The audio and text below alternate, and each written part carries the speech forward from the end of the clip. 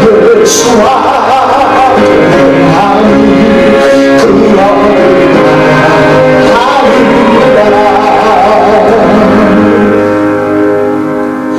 성경에 온유한 자로 기록된 사람이 두 사람이 있습니다. 누구일까요? 한 사람은 예수님, 다른 한 사람은 모세입니다. 예수님께서는 스스로 온유한 자임을 밝히셨죠. 마태복음 11장 29절의 말씀입니다. 나는 마음이 온유하고 겸손하니 나의 멍에를 메고 내게 배우라. 예수님께서 온유하지 않으셨다면 예수님을 존경하고 헐뜯는 이들 앞에서 이에는 이, 눈에는 눈, 칼에는 칼로 맞서셨겠죠. 예수님께서 온유하지 않으셨다면 대제사장의 군사들이 예수님을 체포할 때 하늘의 12 군단된 영들을 불러서 다 물리쳐 버리셨을 것입니다. 예수님께서 온유하지 않으셨다면 하나님께서 원하시는 십자가 대속의 길을 순종하지 않으셨겠죠. 예수님께서는 온유하셨기에 당신을 향해 조롱하고 멸시하는 이들 앞에서 그리고 십자가 대속의 죽음까지도 기꺼이 받아들이셨던 것이죠. 감히 이 세상에 어떤 인간이 예수님의 온유함을 따라 행할 수 있겠습니까? 흉내조차 감당하기 힘든 우리 모습 아니겠습니까? 그런데 모세는 어떻게 온유할 수 있었겠습니까?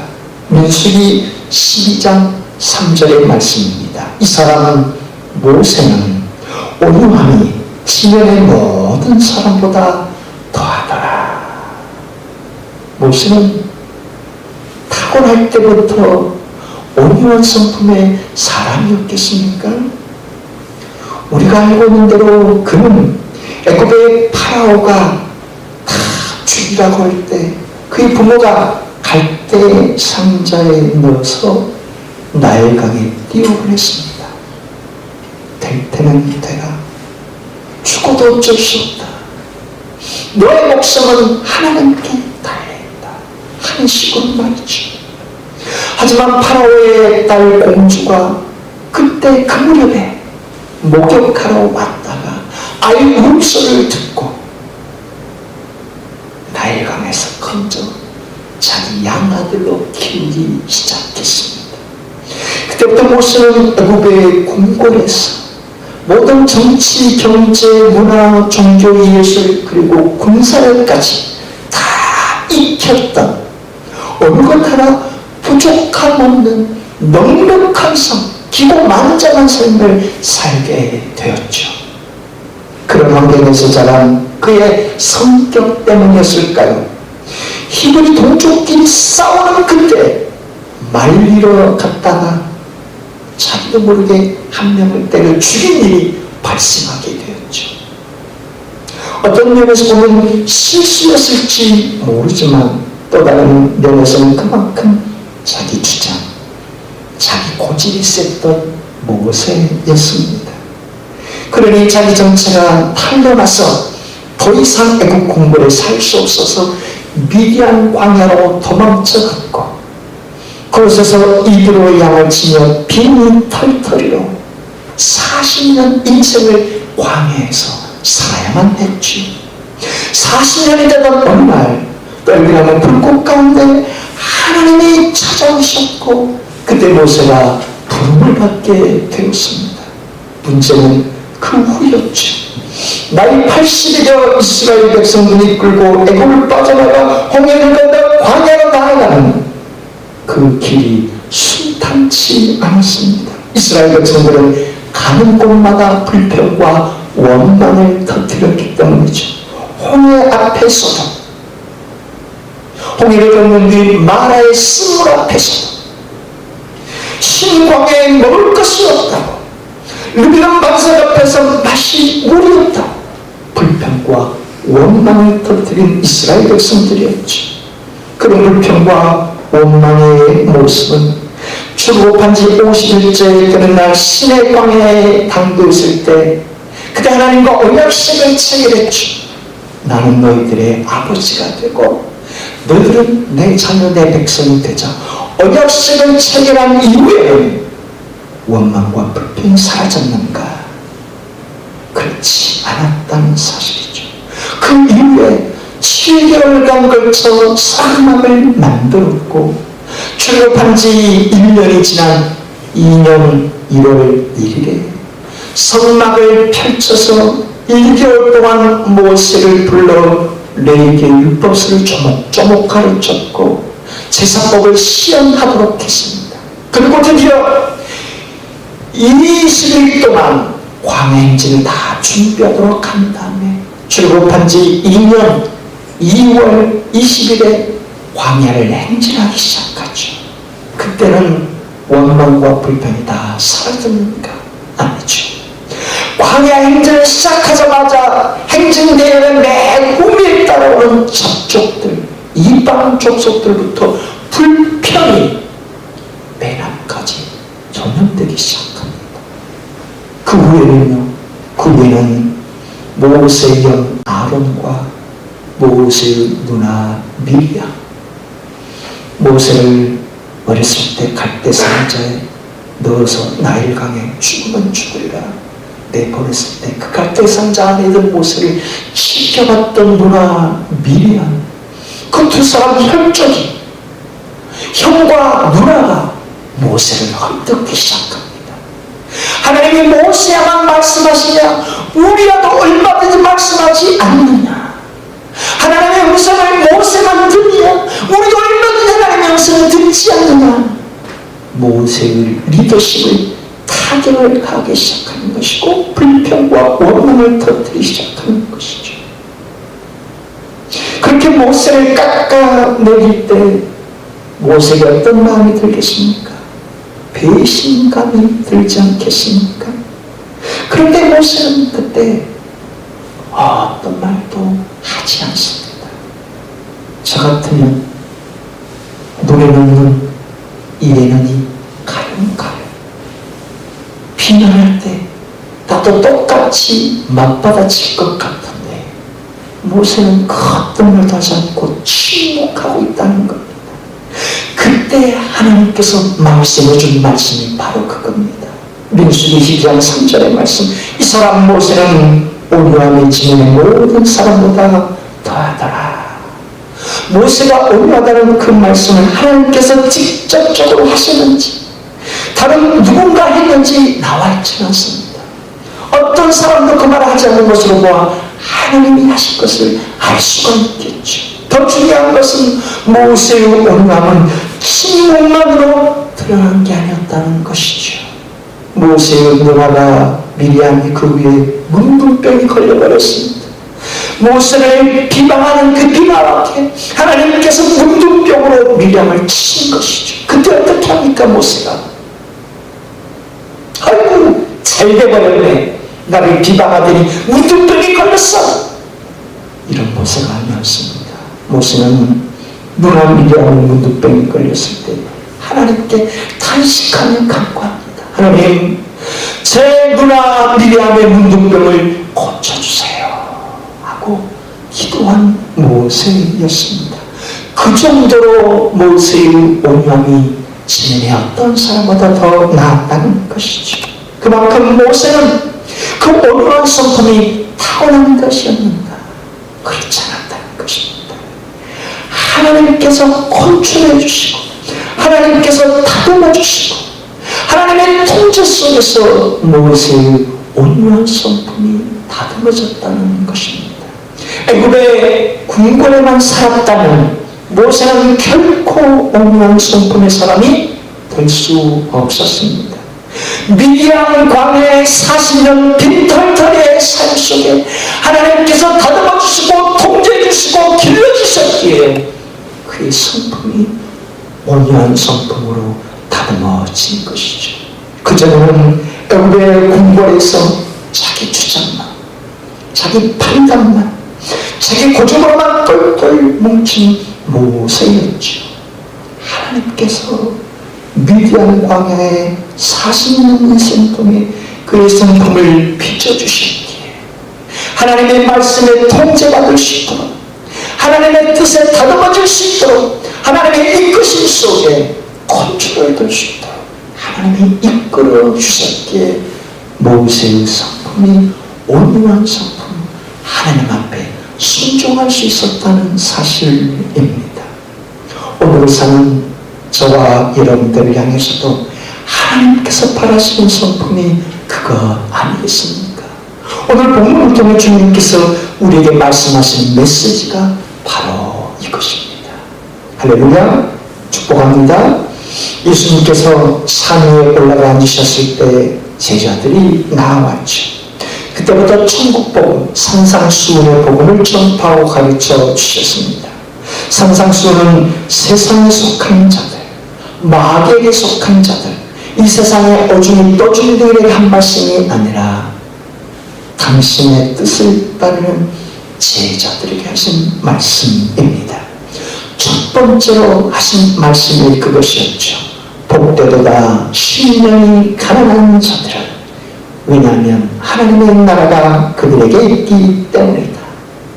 심령이 가난한 자란 물질적으로 또 영적으로 정신적으로 누구에게나 기댈 수가 없는 사람을 일컬어, 다시 말해 하나님 아버지만 전적으로 붙들고 의지하며 사는 자들을 말하는 것이었죠.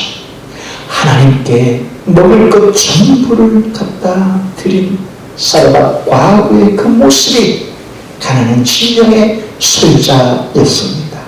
자신의 두 뱃돈마저 하나님의 나라를 위해 기꺼이 바쳤던 가난한 과부가 심령이 가난한 자였죠. 예수님의 죽음 앞에 자신의 새 무덤을 내어드린 아레마대 사람 요셉, 부자 요셉이 가난한 심령의 소유자였습니다. 바로 그런 자들이 하나님의 나라에 있다, 하나님의 나라 안에 있다라고 말씀하는 것이죠. 누가복음 17장 21절에 또 여기 있다 저기 있다고도 못하니 하나님의 나라는 너희 안에 있느니라. 가난한 심령의 소유자로 사는 자들, 하나님만 철저히 의지하며 사는 자들에게 이미 그들의 심령에 하나님 나라가 있다라고 말씀하는 것이죠. 예수님께서 두 번째로 말씀하신 팔복, 그 두 번째는 애통하는 자는 복이 있나니 그들이 위로를 받을 것이며, 복되도다 애통하는 자들이요, 왜냐하면 그들이 위로를 받을 것이기 때문이다. 그런데 가난한 자와 가난한 심령의 소유자와 애통하는 자가 서로 다른 자인가? 그렇지 않습니다. 팔복의 주인공들은 8명의 사람을 말하는 게 아니라 한 사람이 팔복을 지키고 순종하며 누리는 법을 말하는 것입니다. 가난한 심령이라야 애통하며 살 수 있다는 것입니다. 심령이 가난하지 않으면 애통할 수가 없다는 것이죠. 내 심령이 가난해질 때 내 심령에 눈물이 흐를 수 있기 때문에 말입니다. 에레미야도 가난한 심령의 소유자에게 민족의 죄악 앞에 통곡하며 눈물을 흘리며 기도할 수 있었습니다. 모세도 가난한 심령으로 빚어졌기에 백성들의 원망과 불평 앞에, 미리암의 문둥병 앞에 애통해하며 눈물을 흘리며 기도할 수 있었지. 다윗도 가난한 심령의 소유자에게 나단 선지자가 그의 죄자들 죄를 지적할 때 눈물을 흘리며 회개하며 나아갈 수 있었던 것입니다. 하나님의 선지자인 이 에레미야가 가난한 심령으로 하나님 앞에 애통하며 민족의 죄를 끌어안고 기도할 때 하나님께서는 그 에레미야에게 다가와 위로하고 소망을 품게 해주셨죠.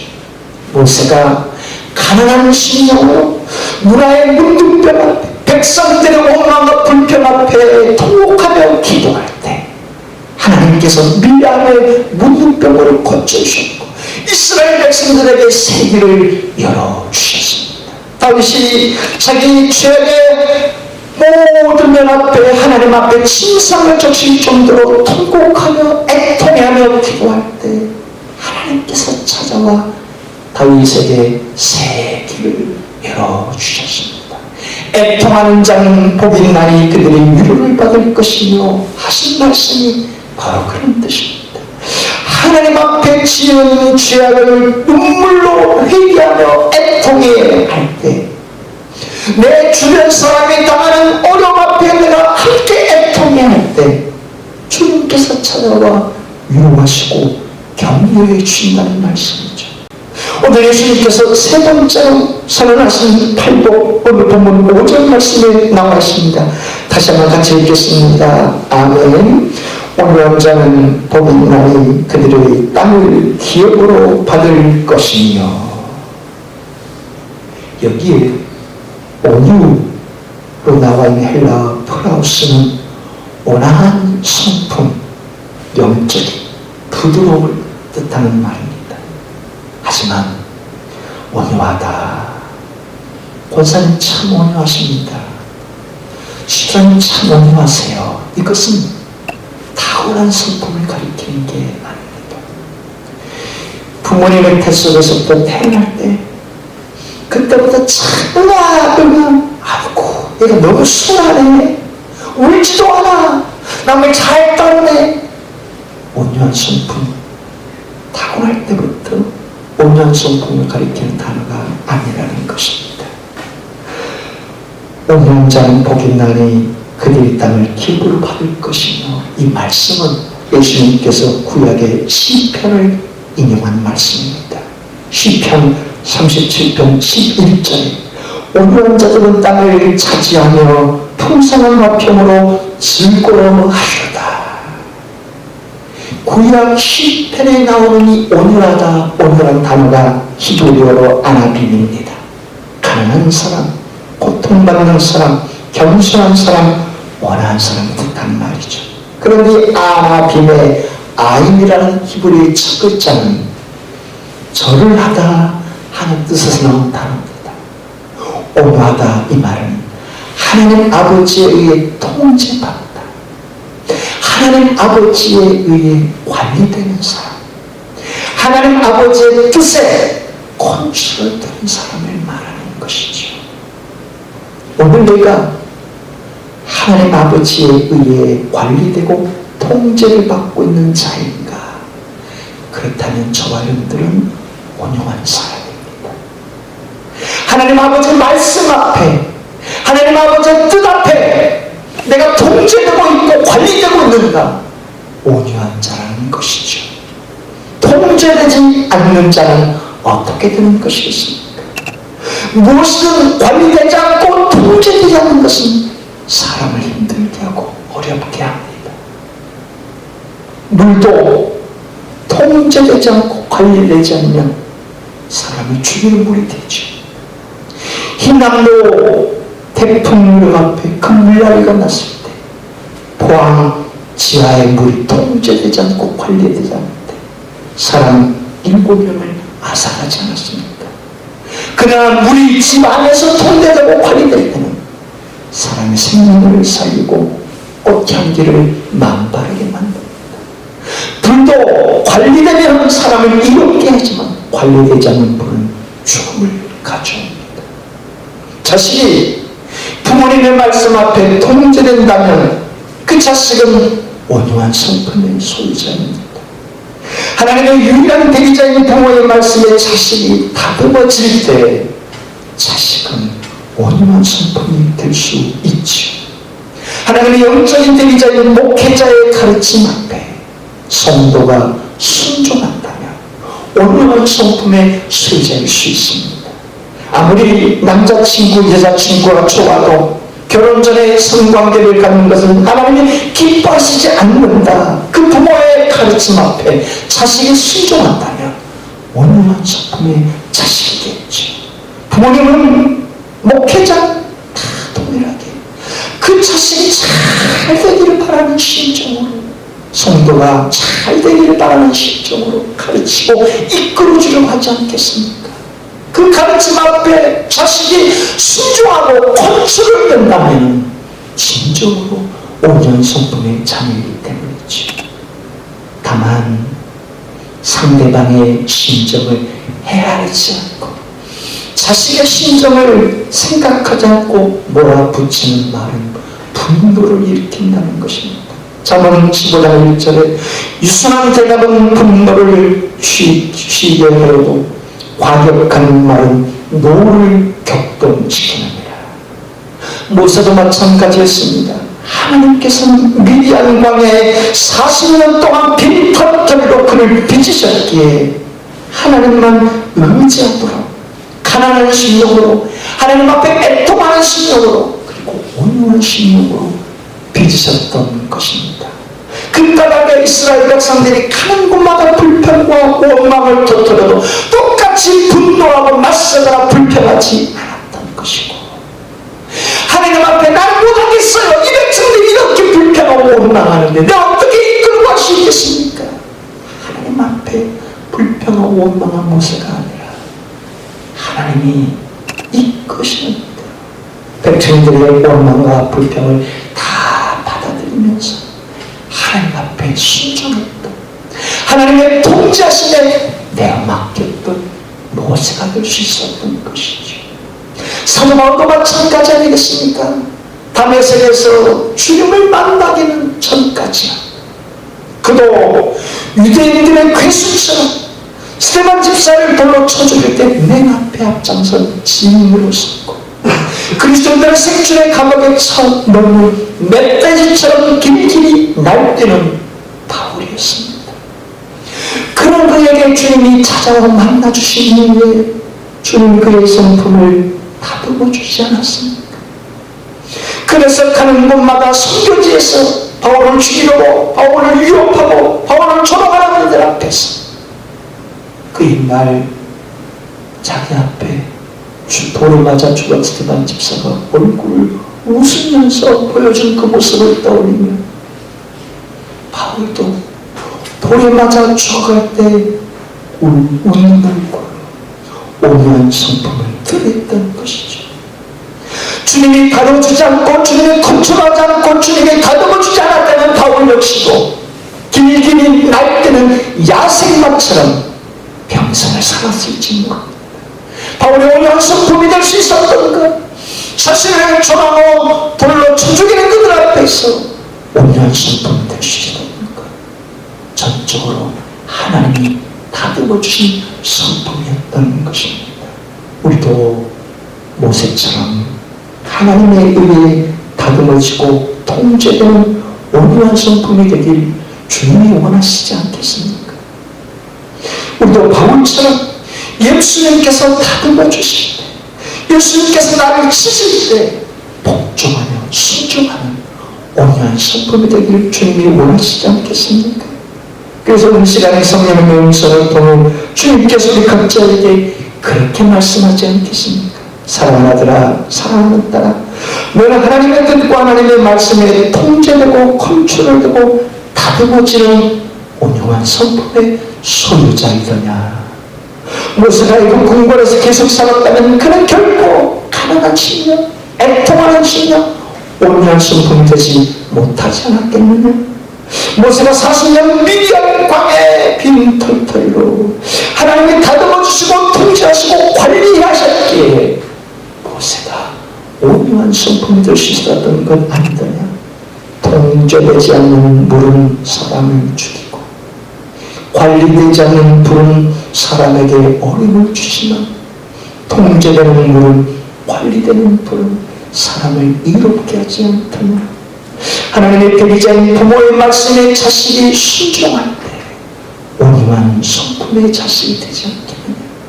하나님의 영적 대리자인 목회자의 가르침 앞에 성도가 순종하여 나갈 때 온유한 성품의 성도가 되지 않겠느냐.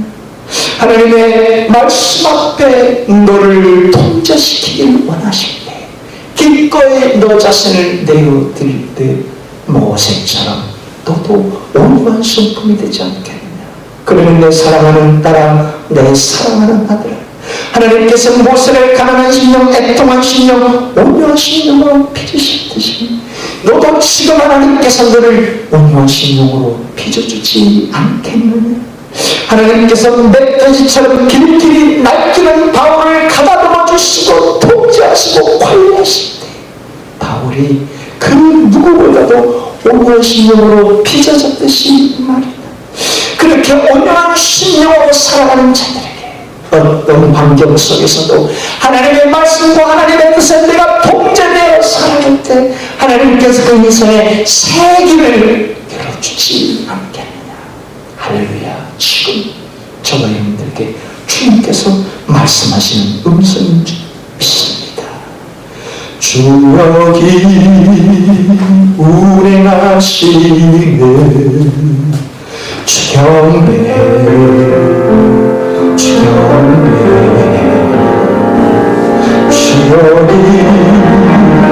역사하시네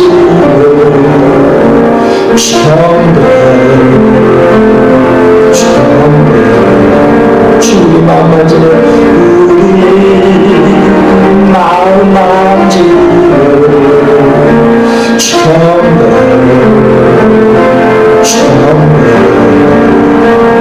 주님 치유하시네